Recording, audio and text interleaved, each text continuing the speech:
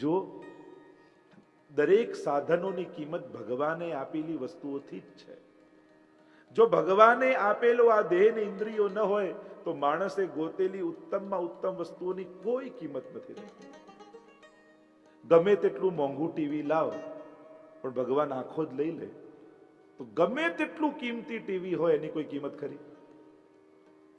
એમ દરેક ઇન્દ્રિયોથી તમે જેટલા સાધનો પ્રાપ્ત કર્યા છે એ બધાની કિંમત ભગવાને આપેલા દેહ ને ઇન્દ્રિયોને કારણે જ છે. ગમે તેટલી મોંઘી ગાડી લાવ, પણ હાથ પગ જ ભગવાન લઈ લે તો એની કિંમત ખરી? કઈ નથી. જીવનો સ્વાદ ભગવાન લઈ લે તો કોઈ ભોજનની કિંમત ખરી? અને એટલા માટે દરેક સુખના મૂળમાં પરમાત્મા જ છે.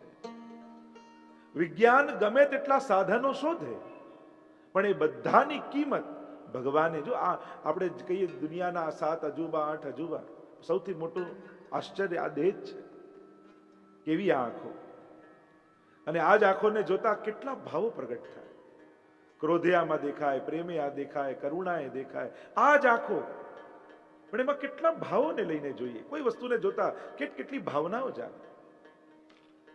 દીકરો અમેરિકા રહેતો હોય, માં અહીંયા રહેતી હોય ભારત, ત્યાં દીકરાને કઈ દુઃખ હોય, અહીંયા માની આંખમાં આંસુ આવી જાય. વિચાર કરો કયા સેટેલાઇટથી આપણે જોડાયેલા છે, કયા બંધનથી બંધાયેલા છે.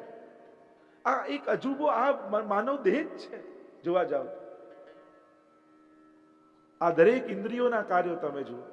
આ કેવો અદ્ભુત દેહ ભગવાને બનાવ્યો છે.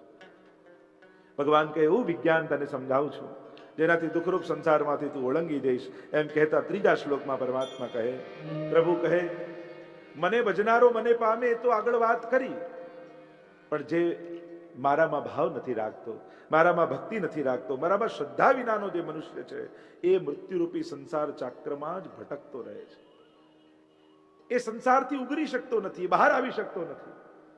જે મારામાં શ્રદ્ધા વગરનો છે એ પુનરપી જનનમ પુનરપી મરણમ પુનરપી જનની જઠરે શયનમ, અનેક જન્મો લેતો લેતો અનેક યોનિઓમાં ભટકતો ભટકતો એ આ સંસાર ચક્રમાં જ ચક્રમાં પીસાતો રહે છે. એ પછી બહાર નથી આવી શકતો. જે ભગવાનની ભક્તિ નથી કરતો, ભગવાનમાં શ્રદ્ધા નથી રાખતો, એની આ જ ગતિ જગતમાં બતાવી છે. એમ કહેતા આગળ પ્રભુ 11મા શ્લોકમાં સમજાવતા કહે છે, અવજાનંતિ મામ મૂઢા માનુષી તનુમાશ્રિતમ પરમ ભાવમજાનંતો મમ ભૂત મહેશ્વરમ. અવજાનંતિ મામ મૂઢા માનુષમ તનુમાશ્રિત. અને જેની બુદ્ધિ હરાયેલી છે, માયામાં જે લિપ્ત થયો છે, એ મને મનુષ્ય કૃતિ કરતો જોઈ સાધારણ મનુષ્ય માનવા લાગે છે. કુંતાજી પણ એ જ કહ્યું હતું કે પ્રભુ આપની માયા એવી છે ને કે આપ, કારણ કે પ્રભુ જ્યારે જે કંઈ પણ કાર્ય કરે એ સંપૂર્ણ રૂપે કરે છે. એ દીકરો બને તો સંપૂર્ણ રૂપે બને, એ પિતા બને તો સંપૂર્ણ પિતાનો રોલ કરે, એ પતિ બને તો સંપૂર્ણ પતિ રૂપેનો રોલ કરે છે. નારદજીને પણ એકવાર એમ થયું કે આ સર્વના ગ્રહસ્થાશ્રમ જોવા જાઉં કે 2 વ્યક્તિઓ 4 જણા ઘરમાં આનંદમાં રહી શકતા નથી, લાવો દ્વારિકાધીશનું ગ્રહસ્થાશ્રમ જોવા જાઉં, આટલી આટલી પત્નીઓ, આટલા બાળકો, એ સંસારમાં કઈ રીતે રહેતા હશે? નારદજીને જ્યારે આ જિજ્ઞાસા થઈને દ્વારિકા પ્રભુનું ગૃહસ્થાશ્રમ જોવા માટે આવે અને જુએ તો પ્રભુના દરેક પરિવારમાં જોઈને જુએ તો દરેક રાણીને એમ લાગે કે ભગવાન અમને જ વધારે સ્નેહ કરે છે. પ્રભુ પોતાના ગ્રહસ્થાશ્રમને પણ સાચવે છે. એટલે આપણી તકલીફ એ કે બધે ભગવાન જોવાનો પ્રયાસ કરીએ પણ ઘરના 5માં આપણને ન દેખાય. અરે દુનિયાના ઇતિહાસ કાઢીને જોઈ લો, મોટા મોટા મહાપુરુષો, મોટા મોટા સમાજ સુધારકો, જેણે દુનિયામાં મોટા મોટા સંગઠનો ઉભા કર્યા, એ પણ ઘરના 5 લોકોને ભેગા નથી રાખી શક્યા. દુનિયામાં જુઓ કેટલા મોટા મોટા નેતાઓ થયા છે, કેટલા મોટા મોટા સંગઠનો ઉભા કર્યા. અરે જેમણે એમ કહ્યું કે કણકણમાં ઈશ્વર છે, એને પણ ઘરના 5માં ઈશ્વર ન દેખાય. આ દુનિયાની કરુણા છે. આખી દુનિયાને ભેગા કરનારા, એક વિચારધારામાં મોટા મોટા સંગઠનો ઉભા કરનારા, એમના પરિવારને સાચવી શક્યા. તમે ગાંધીજીથી લઈને અનેક નેતાઓ સુધી જોઈ લો તો આ દુનિયાની કરુણા છે. બધે ઈશ્વર જોનારા, નજીકના લોકોમાં ઈશ્વર નથી જોઈ શકતા. પરમાત્મા આની અંદર પણ છે, નથી જોઈ શકતા. અને એટલા માટે અહીંયા પ્રભુ કહે છે કે હું જ્યારે લીલા કરું છું અને ત્યારે એ રીતે લીલા કરું છું કે જેની બુદ્ધિ માયાથી આવૃત્ત થઈ છે એ મને સાધારણ મનુષ્ય જેવો ગણી લે છે. એ મારા મુજ પરમેશ્વરને જાણી શકતો નથી કે આ બ્રહ્મ છે, આ ઈશ્વર છે. અરે સ્વયં બ્રહ્માજીની તમે જુઓ ને, છાક લીલા કરતા પરમાત્માને જોઈ બ્રહ્માજીને મોહ થઈ ગયો કે આ ઈશ્વર ન હોય. આ વ્રજવાસીઓનું હેઠું ખાનારો પરમાત્મા ન હોઈ શકે. સ્વયં બ્રહ્માજીને મોહ થઈ ગયો તો સાધારણ મનુષ્યની તો શું ગતિ થાય? આગળ પ્રભુ સમજાવતા 14મા શ્લોકમાં કહે, સતત જે મારું કીર્તન કરે છે એને શું પ્રાપ્ત થાય? એમ કહેતા પ્રભુ સમજાવતા બોલ્યા, નિરંતર મારું નામ લેનારો, મારી ભક્તિ કરનારો, એ સદાય મારો થઈને મને પ્રેમ કરે છે, મારી ઉપાસના કરે છે. સતત, સતત શબ્દનો ભગવાને પ્રયોગ કર્યો છે. ખંડિત ભક્તિ ન હોય, ખંડિત ઉપાસના ન હોય, સતત હોય. એટલે જ આપણે ત્યાં શબ્દ છે નિત્ય નિયમ, રોજનો નિયમ. ભલે થોડું કરો પણ રોજ કરો. ઘણી વાર લોકો એમ કે ઠાકોરજીને પુષ્ટાય તો છે પણ 4 દિવસ માટે જવું છે, 3 દિવસ માટે જવું છે, તો બંટો ભોગ ધરીને જઈએ તો ચાલે? પુષ્ટિ માર્ગ એ ક્રમ પ્રમાણે ન ચાલે. સતત છે, નિત્ય નિયમ પણ સતત હોવા જોઈએ. થોડું કરો પણ સતત કરો, રોજ કરો. લોકોને પથ્થર ઉપર રોજ ટીપા પડે તો પથ્થરને ફાડી નાખે, પણ એક દિવસે ડોલ ભરીને નાખો, બીજા દિવસે કઈ ના નાખો તો એ પથ્થર પર કોઈ અસર ન થાય. અને એટલા માટે દરેકના કંઈક નિત્ય નિયમ હોવા જોઈએ. દરેકે કંઈક નક્કી કરવું કે આટલું તો હું કરી શકું.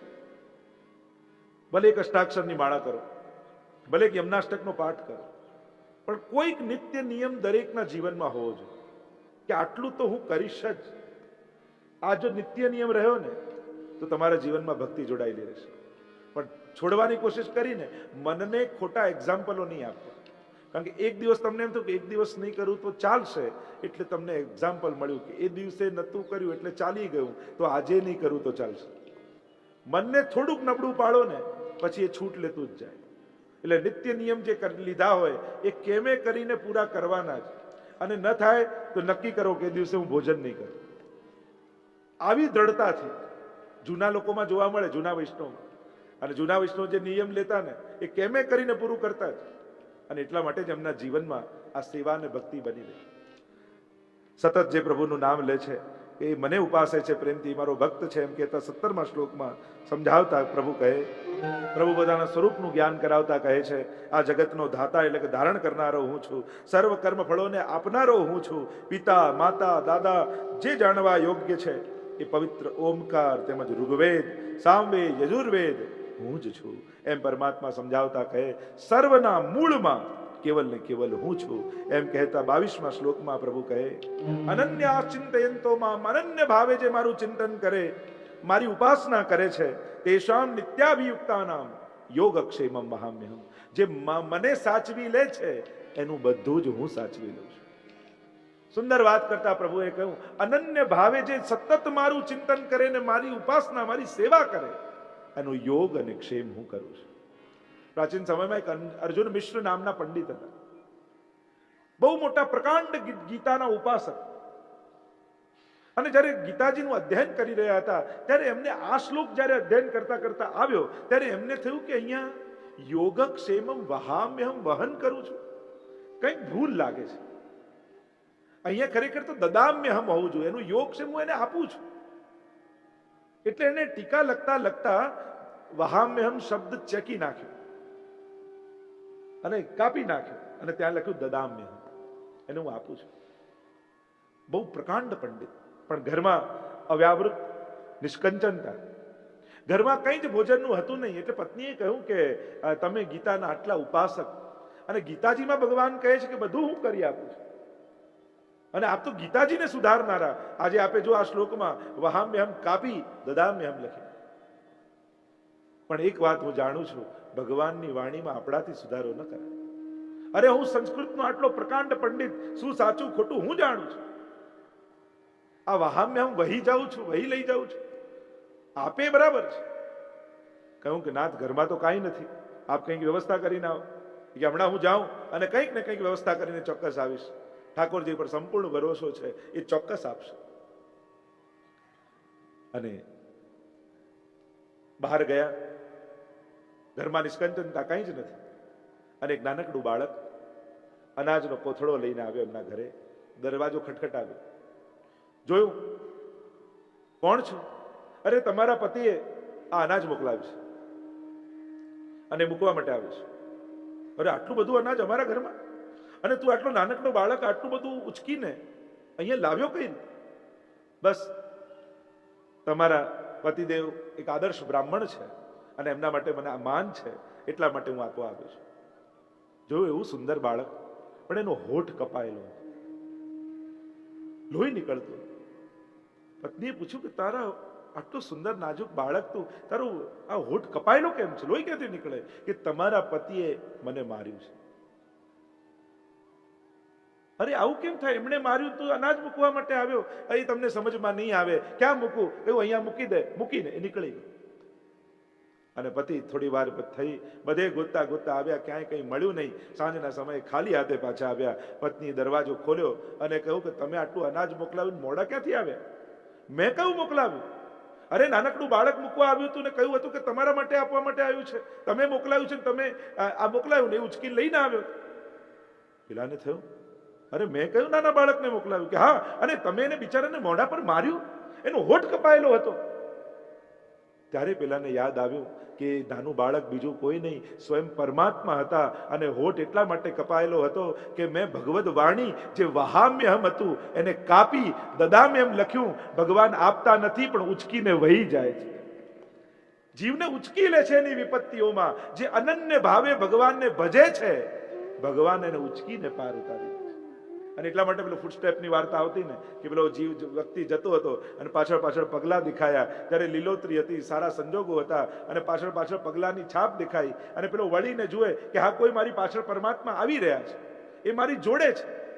પણ જ્યાં મુસાફરી કરતા કરતા આગળ નીકળ્યો ને સૂકો રણ પ્રદેશ દેખાયો, ત્યારે પાછળ પગલીઓ સમાપ્ત થઈ ગઈ. કારણ કે પહેલા તો બબ્બે છાપ પડતી, બે પાછળ આવનારની અને બે આની. હવે વળીને જોયું તો બસ બે જ પગની છાપ દેખાઈ, અને થયું કે મારા પગની છાપ દેખાય. પરમાત્માએ આવતા બંધ થઈ ગયા, અને સૂકા રણ પ્રદેશમાં એને પુકાર કર્યો કે પ્રભુ લીલું હતું, સારા સંજોગો હતા, ત્યારે તો પાછળ પાછળ આપ આવતા હતા, હવે આપે પણ આવવાનું બંધ કરી દીધું, આપની પગની છાપ ગાયબ થઈ ગઈ. ત્યારે પરમાત્માએ કહ્યું કે જે છાપ દેખાય છે ને એ મારા પગની જ છે, તને તો મેં મારા ખભા ઉપર ઉચકેલો છે. કારણ કે તારા જીવનમાં જ્યારે વિપત્તિઓ આવે ત્યારે હું તને ઉચકીને પાર ઉતારું છું. આ અનન્ય ભાવે, અને જ્યારે અનન્યતા સિદ્ધ થઈ જાય ત્યારે જીવનું સઘળું પરમાત્મા કરી દે છે. અનેક અનેક તમે ભક્તોના ચરિત્રના ઉદાહરણો, હમણાં તો સમય અભાવ છે, તમે નરસિંહ મહેતાનું ચરિત્ર જુઓ. ઠાકોરજી બધું જ કર્યું, કારણ કે અનન્ય ભાવ છે. સઘળા કાર્યો સિદ્ધ કર્યા. તમે 84-252 એક એક પ્રસંગોને ઉપાડો, જીવના સઘળા કાર્યો પ્રભુ. આ ત્રણના આશીર્વાદ જેને મળી જાય ને એને જીવનમાં બધું જ પ્રાપ્ત થાય. એક માં, બીજું મહાત્મા, અને ત્રીજું પરમાત્મા. આ ત્રણના આશીર્વાદ જેને મળ્યા છે એને જીવનમાં સઘળા કાર્યો એના સિદ્ધ છે. આ ત્રણના આશીર્વાદ દુર્લભ છે અને અમોઘ છે, એ ક્યારે નિષ્ફળ નથી જતો.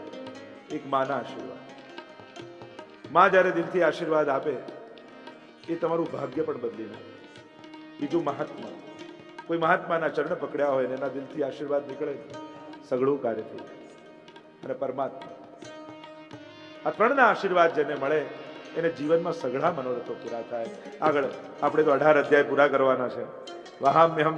અને આમ આગળ 26મા શ્લોકમાં પ્રભુ કહે આ જીવ શું કરે, એના સામર્થ્યથી હું રાજી નથી થતો, એની શ્રદ્ધાથી હું પ્રસન્ન થાઉં છું. અને શ્રદ્ધાથી જે રીતે પણ મને સમર્પિત કરે છે એ સઘળી વસ્તુ હું સ્વીકારું છું. એમ કહેતા પ્રસિદ્ધ શ્લોક 26મો, પત્રમ પુષ્પમ ફલમ તોયમ યો મે ભક્ત્યા પ્રયચ્છતિ તદહમ ભક્તિ રૂતમ અસ્નામી પ્રયતાત્મનઃ. એ હું આરોગું છું. શું? પત્રમ પુષ્પમ ફલમ તોયમ યો મે ભક્ત્યા પ્રયચ્છતિ. ભક્તિપૂર્વક જે કાંઈ પણ મને ધર્યું છે, પત્ર હોય. પ્રસિદ્ધ કથા છે ને વિદુરજીની. વિદુરજીના મનમાં થયું કે પ્રભુ નગરમાં પધાર્યા છે અને આજે મારા ઘરે પધારે તો કેવો આનંદ આવે. દુર્યોધનના ઘરે બધું જ હતું. માની નહીં વાત દુર્યોધને. પ્રભુએ કહ્યું હું તો ચાલ્યો, અરે આપણે અહીંયા ભોજન પણ કરાવશે. પ્રભુ કે મારો રાજભોગ તો ક્યારનો તૈયાર છે. ક્યાં? એ તને ખબર નહીં પડે. રથની લગામ ખેંચી છે, ગડગડ કરતો રથ આવ્યો વિદુરજીને ત્યાં, અને વિદુરજી માળા ફેરી રહ્યા છે, પ્રભુનું નામ લઈ રહ્યા છે. વિચાર કરો, આપણે માળા ફેરવતા હોય, દરવાજો ખટખટે અને ખોલીએ અને સામે ઠાકોરજી ઉભા હોય તો. વિદુરજી માળા કરી રહ્યા હતા, દરવાજો ખટખટ્યો, પ્રભુ સામે. પદ્મનાભદાસજી છોલે ધરતા અને મથુરાધીશ છપ્પન ભોગ કર્યો ત્યારે મથુરાધીશ એટલું જ કહેલું કે છપ્પન ભોગ में आनंद तो आयो पर वो आनंद नहीं आयो जो पद्मनाभदास जी के छोला में आतो હતો. પત્રમ પુષ્પમ, ફૂલ કોણે ધર્યા? ગજેન્દ્ર. ફલમ શબરીએ ચાખી ચાખીને બેર ધર્યા. પણ જો ભક્તોના અનુકરણ ન થાય, અનુકરણ સિદ્ધાંતોનું હોય, ભાવનું ન હોય. પ્રભુએ કૃપા કરી હોય એનું અનુકરણ ન થાય, સિદ્ધાંતોનું અનુકરણ થાય. આપણે શબરી જેવા નથી કે ચાખીને ધરી. હા, પેલા શબરી બની જાઓ પછી ચાખીને ધરો તોય પ્રભુને આનંદ આવશે. અને એટલા માટે ભગવદીઓનું અનુકરણ નહીં કરવું, મહાપ્રભુજીની આજ્ઞાનું અનુકરણ કરવું. સિદ્ધાંતોનું અનુકરણ થાય, ભાવનું અનુકરણ ન થાય. અને એટલા માટે આપણે તો સિદ્ધાંતોને જ પાળવા. 84-252 ની વાર્તા વાંચી, પ્રભુ આના પર કેવી કૃપા કરી, આના પર કેવી કૃપા કરી. અને ત્યાં તો જલ આરોગીને રહેતા, દૂધ આરોગીને રહેતા. પણ એ ભગવદીઓની શ્રેષ્ઠતા કંઈક જુદી હતી. આપણે તો જેમ જેમ મહાપ્રભુજી આજ્ઞા કરી હોય એ પ્રમાણે જ સેવા કરવું, આજ્ઞાનું ક્યારે અતિક્રમણ નહીં કરવું. પ્રભુ અહીંયા ભાવની પ્રધાનતા સમજાવે છે કે જે કાંઈ પણ મને ભાવથી ધરે છે ભક્ત, એ હું આરોગું છું, પ્રેમપૂર્વક આરોગું છું. અને એટલા માટે મિશ્રીએ ભોગ ધરતા હોય ને તો પ્રભુ આરોગે છે. ક્યારે એવો અવિશ્વાસ નહીં કરવો કે મેં ભોગ તો ધર્યું પણ ઠાકોરજી આરોગ્યું હશે કે નહીં. પ્રભુ નિશ્ચિત આરોગે છે. તમે શ્રદ્ધાથી અને મહાપ્રભુજીની કાનીથી જે કાંઈ પણ પ્રભુને ધર્યું છે એ પ્રભુ નિશ્ચિત આરોગે છે. પ્રભુ ક્યારે ફરિયાદ નહીં કરે કે આ બળેલું છે, કાચું છે, આમાં મીઠું ઓછું છે. એ તો પ્રેમથી ધર્યું એટલે મહાપ્રભુજીની કાની આપે એટલે આરોગી જ જવાનું. એ તો આપણે પ્રસાદ લઈએ પછી ખબર પડે. પણ પ્રભુ ભક્તે ધરેલું ક્યારે પણ અસ્વીકાર કરે એવું સંભવ નથી. પ્રભુએ અહીંયા કહ્યું પ્રેમથી હું આરોગું છું. અને 27માં કહ્યું કેવલ આરોગું એટલું નહીં, તું જે કાંઈ પણ કરે એ બધું જ મને સમર્પિત કર. આ બધા પુષ્ટિ માર્ગના પાયાના સિદ્ધાંતો છે. અને અહીંયા પ્રભુ કહે, ઘણા લોકો કે હું આ ગીતાનો આખો પાઠ કરું, પણ આખો પાઠ ઠાકોરજી આગળ કરે બધું બરાબર છે, પણ ઠાકોરજી એમ કે આ બધું તો મને ખબર છે, આ બધું તું કર, મને તો બધું યાદ છે. અને એટલા માટે જ આપણે ત્યાં જેવા ઉપદેશાત્મક પાઠો હોય ને, ઠાકોરજી આગળ નથી થતા. પ્રભુ આગળ વિરહાત્મક અને ઉપદેશાત્મક આ બે પ્રકારના પાઠ પ્રભુ સન્મુખ નથી કરાતા. કારણ કે ઉપદેશ તો આપણા માટે છે. સિદ્ધાંત રહસ્ય હોય, નવરત્ન હોય, ભક્તિવર્ધની, આ બધા મહાપ્રભુજી આપણને ઉપદેશ આપ્યા છે. એટલે પ્રભુ આગળ બોલીએ તો પ્રભુ કે આ તો મને તો બધી ખબર જ છે, આ તારા માટે છે, કર. એમ ગીતાજી પ્રભુ આગળ વાંચીએ બરાબર છે, પ્રભુ પ્રસન્ન થાય, પણ આ બધું આપણે કરવાનું છે. અને આ ગીતાજીને જીવવા એટલે સેવા. પુષ્ટિ માર્ગી સેવાનો ક્રમ શું છે? આ ગીતાજીને જીવવું. ભગવાને કહ્યું યદ કરોસી, જે તું કરે, યદસ્નાસી, જે તું ખાય, યદ જુહોસી, યદ દદાસી, દદાસી યદ, તું જે આપે, જે હોમે, એ બધું જ યદ તપસ્યસી કૌંતેય તત્કુરુસ્વ મદર્પણમ, આ બધું જ મને અર્પણ કર. અને એટલા માટે પુષ્ટિ માર્ગનો સિદ્ધાંત છે સર્વ સમર્પણ. અસમર્પિત વસ્તુ નામ તસ્માદ વર્જનમાચરેત. મહાપ્રભુજીએ પણ સિદ્ધાંત દર્શનમાં સિદ્ધાંત આપ્યો, અસમર્પિત વસ્તુનો ત્યાગ કરો. એટલે કે જે કાંઈ પણ છે એ પ્રભુને સમર્પિત કરી અને પ્રસાદી રૂપે જ જીવે, સ્વીકાર કરો. કેવલ એ ભોજન પૂરતું મર્યાદિત નથી. ઘણા લોકો આ સિદ્ધાંતને કેવલ ભોજન પૂરતું રાખે. ભોજનની જીવનના દરેક પાસાઓમાં સમર્પણનો સિદ્ધાંત છે. પહેલા પ્રભુનું સ્મરણ કરી અને પછી થાય. બધું ધરી ન શકો, પણ જે ધર્યું હોય એ પ્રસાદી તો બનાવી શકો ને. ભલે મિશ્રી ભોગ ધરતા હો, પણ એ પ્રસાદી મિશ્રીને બધામાં પધરાવી લો, પ્રસાદી કરી લો. પ્રભુને ધરેલું લેવું. સર્વ સમર્પણનો સિદ્ધાંત ભગવાન અહીંયા સમજાવે છે. તું જે કાંઈ કરે એ મને અર્પણ કરી દે. એટલે તારા પુણ્ય કર્મોમાં પણ તારું લેપન નહીં થાય. તે જે સારું પણ કર્યું, જે દદાસી, તે જે આપ્યું ને એ પણ મને અર્પણ કર. એટલે કે તારા સર્વ પુણ્યો મને ધરી દે. કારણ કે જેમ પાપ લોડાની બેડી છે એમ પુણ્ય પણ સોનાની બેડી છે. સત્કર્મો કર્યાનો ભાર પણ માથે ન રાખીશ, બધું જ મને ધરી તું એમાંથી મુક્ત થઈ જા. દરેક પ્રકારના ફળોને મને ધરી